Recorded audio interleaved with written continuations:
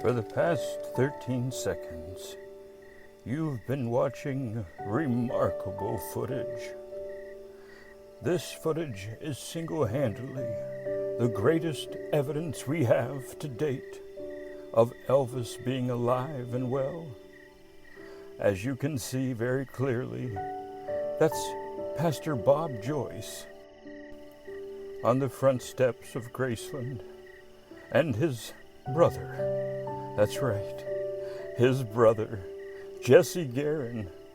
He did not die at birth 85 years ago, but instead he's flourishing, and together, once again, with his beloved brother Elvis, strong and identical. You can also see very clearly the three of them, that's right. His little girl, Lisa Marie. She's in mourning right now over the loss of her son.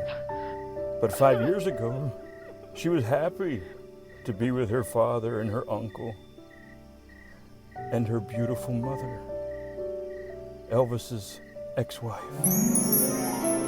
I wonder if they've mended their ways, got back together once again. Perhaps the whole family is around the fireplace having a nice holiday meal together back home at Graceland. Isn't that lovely? Isn't that just as you wanted? Now, what if I were to tell you that with a little hard work and elbow grease, I was able to research and find the true identity of those two men on that front steps of Graceland on that August the 12th, 2016. I just put in and searched it, special guest at Graceland, August 12th, 2016. Well, and it turns out that George Klein, the DJ, one of Elvis's best friends for nearly his whole life, he had some special guests over at Graceland during Elvis Week on August 12th, 2016. And after George Klein interviewed them for Elvis Radio for Sirius XM, they took a private tour of Graceland after closing. They worked for Elvis for a lot of years. They knew a lot about him. I'd like for you to meet them now. Yes, I'm sitting in the living room inside Graceland Mansion here in Memphis, Tennessee, at the top of the hill off Elvis Presley Boulevard, and I'm joined by a couple of gentlemen who this is not their first time in this mansion, in this house. A couple of people that Colonel Parker relied heavily on, and we're going to talk a little bit about Colonel. First, we'll talk about. I really feel I should stop what we're doing here and just make sure that you realize what you've done, what you've allowed yourself to believe.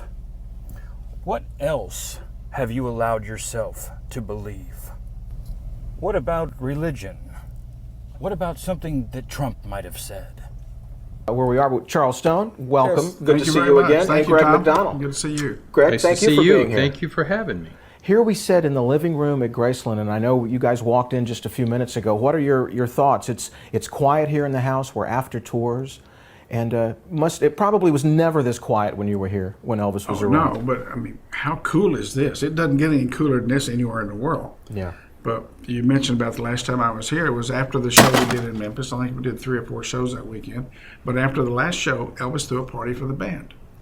And it was raining hard. I mean, pouring rain. So we had the bus. Elvis came on home immediately after the show. We went to the hotel and changed and came afterwards. And from the bus to the... I need to stop what we're doing here. Make sure you're following along. That's not Bob Joyce, as you can tell. It's not Elvis Presley either. I'm sorry. Must be very hard for you to see. door. It was dirt, wet, muddy. And we went in here and went straight back through here over the white shag carpet. Oh. And then there was a room to the left that had all his gold records. That's where the party was. Mm-hmm. And we're looking at everybody's trying to wipe their feet. And Garcia said, "Don't worry about it. he won't have it cleaned. He'll just replace it. It's probably true. Yeah, probably so. And looking at it, he did, because it was shag carpet at that time. Yeah. It's an amazing space. I mean, Greg, for you, coming back in, what are your thoughts being Well, in? it's hard to believe it's been so many years ago. Charles? Well, I think you get the idea.